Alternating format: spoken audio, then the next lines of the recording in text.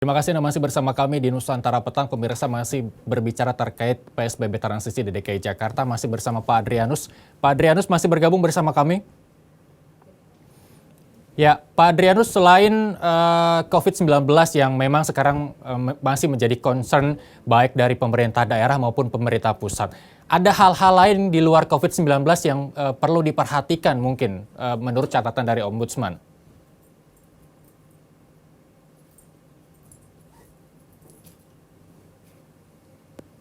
Kalau kita sekarang ini fokus ya terhadap pemberantasan atau mitigasi terhadap COVID ini, di mana kemudian semua anggaran itu direfokus untuk penanganan COVID ini, maka memang kita juga harus waspada dan bagus juga untuk mengingatkan kepada pemerintah perihal berbagai hal yang diperkirakan akan menghambat gitu ya.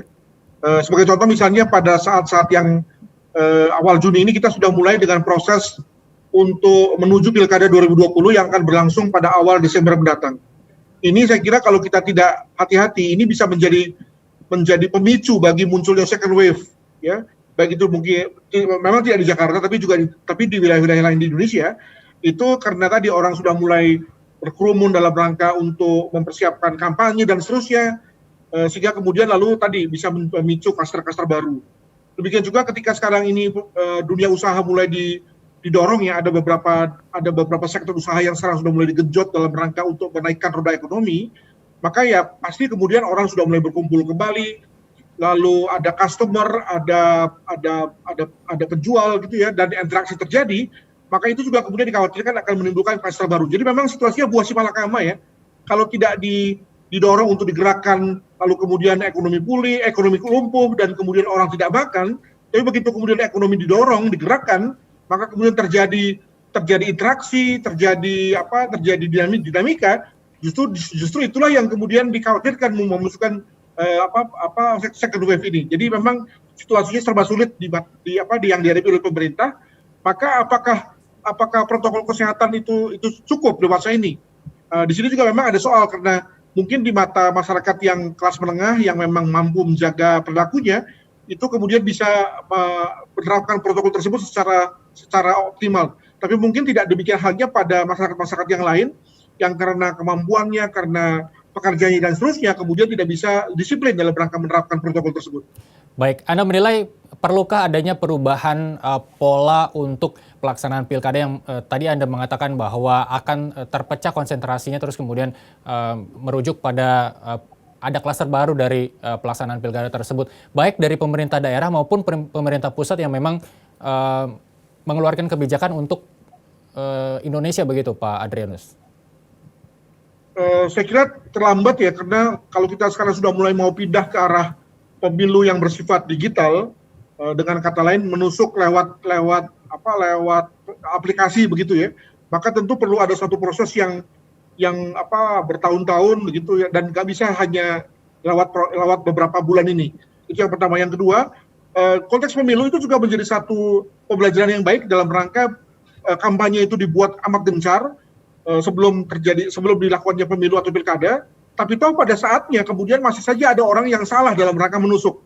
Nah, maka bisa kita bayangkan bahwa dengan sosialisasi tentang PSBB, lalu PSBB transisi, new normal dan seterusnya yang secara komunikasi itu juga terhitung minim, maka tentu bisa dibayangkan kalau tadi kita bicara mengenai melihat tadi contoh-contoh pengemudi yang disuruh balik gitu oleh petugas, betapa banyak masyarakat yang sebenarnya tidak jelas, tidak memahami apa itu surat izin keluar masuk, ya, lalu apa itu dunia usaha yang boleh dibuka, yang tidak boleh dibuka dan seterusnya, sehingga memang wajar kalau kemudian ada tadi kesalahan dalam rangka berperilaku. Jadi bayangkan bahwa ke depan itu betul-betul yang namanya komunikasi itu menjadi kunci betul dalam rangka membuat masyarakat itu berperilaku sebagaimana diharapkan. Nah, untuk itu ya tadi kembali pada konteks konsistensi dari petugas, jangan kemudian petugas yang lalu karena saking banyaknya petugas berkerumun malah kemudian semuanya seperti terlihat berleyeh-leyeh atau santai-santai gitu ya, dan tidak melakukan pekerjaan dengan baik. Baik, terkait SIKM yang tadi Anda singgung begitu. Sangat miris memang masih banyak warga luar DKI Jakarta yang tidak mengetahui bahwa memang harus masuk ke Jakarta harus SIKM. Tapi bagaimana penegakan hukum yang dilakukan oleh pemerintah Provinsi DKI Jakarta terkait dengan mereka-mereka yang melanggar beberapa peraturan yang telah ditentukan untuk menahan penyebaran COVID-19 di DKI Jakarta? Ya tentu kalau kami ya jangan dipakai pidana ya. Saya kira langkah misalnya untuk menyuruh mereka putar balik itu sudah satu hal yang baik sekali gitu ya. Sudah cukup lah begitu. Saya hanya mau menyoroti begini, adanya beberapa ketentuan yang ada dan berlaku terkait dengan situasi dewasa ini.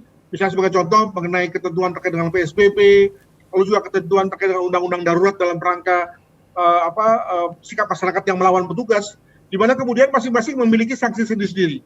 Sebagai contoh misalnya ketika terkait dengan kepolisian dalam rangka menghadapi masyarakat yang tidak mau patuh dan melawan petugas, maka kemudian petugas mulai bicara soal pasal dalam KUHP yang bicara soal perlawanan terhadap petugas, yang kemudian ada sanksinya. Nah, yang mau saya cermati adalah bahwa pada satu situasi yang sama, yakni situasi pandemi, itu terdapat regulasi yang berbeda-beda. Ada yang sanksinya sanksi yang perda, ada yang sanksinya sanksi administratif seperti peringatan saja, tapi juga ada sanksi-sanksi yang bisa bersifat pidana. Nah, sekali lagi ini bagi masyarakat nggak mudah loh ini untuk dimengerti, ya. Nggak usah bagi masyarakat, bagi petugasnya pun juga kemudian tidak terlalu mudah. Maka kemudian cenderung untuk melihat-lihat siapa orangnya yang dihadapi, konteksnya bagaimana gitu ya. Perlu harus ada omong-omong. Jadi saya lihat bahwa memang ini situasi yang melelahkan bagi kita semua. Semoga kita bisa melalui masa transisi ini secara baik sehingga kemudian masuk pada masa new normal yang memang menuju kepada masa normal yang sesungguhnya gitu. Baik, kita bicara soal kriminal, Pak Adrianus, boleh?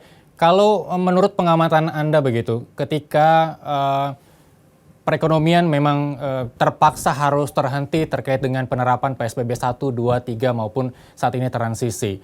Banyak orang yang memang di bawah perekonomian rendah harus putar otak bagaimana memenuhi kebutuhan mereka. Sehingga akhirnya apakah mereka berbuat kriminal dan lain sebagainya, tak terfikir oleh mereka bahwa mereka harus memenuhi kebutuhan. Kalau tingkat kriminal DKI Jakarta terkait penerapan PSBB ini, menurut pengamatan Anda seperti apa?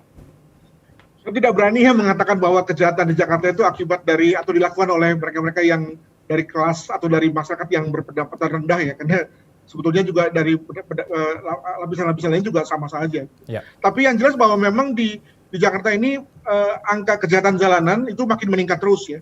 Nah ketika kita semua masih sama-sama di rumah, di mana kemudian tempat-tempat publik itu sepi, stand plat, stasiun, terminal sepi semua gitu ya, maka tentu wajar kalau kemudian kejahatan jalanan juga amat berkurang. Nah seiring dengan semakin banyaknya masyarakat yang mulai aktif bekerja, maka tentu bisa dibayangkan juga bahwa tempat-tempat umum tadi, stasiun, terminal, stand plat, begitu ya, juga akan makin penuh juga oleh masyarakat. Dan ketika itulah lalu kemudian para pencuri, pencopet, pencoleng, penjamret juga sudah akan mulai beraksi gitu ya. Jadi itu sama-sama linear tuh, yes, korelasinya positif tuh.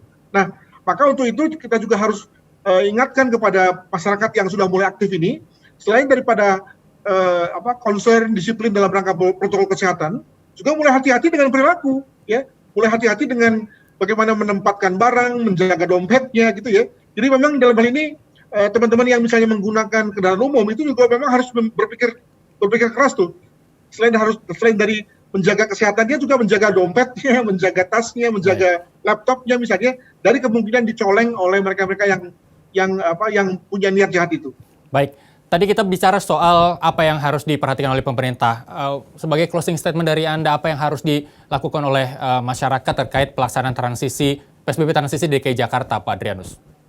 Saya kira sudah muncul anggapan di masyarakat Jakarta misalnya, yakni kita ikutlah pada pemerintah. Ya. Jadi jangan malah kemudian mengembangkan anggapan sendiri tentang apa yang terjadi, malah mengembangkan teori konspirasi lah, atau teori yang bertentangan dengan fakta yang ada. Kita ikut saja pada apa yang menjadi strategi pemerintah.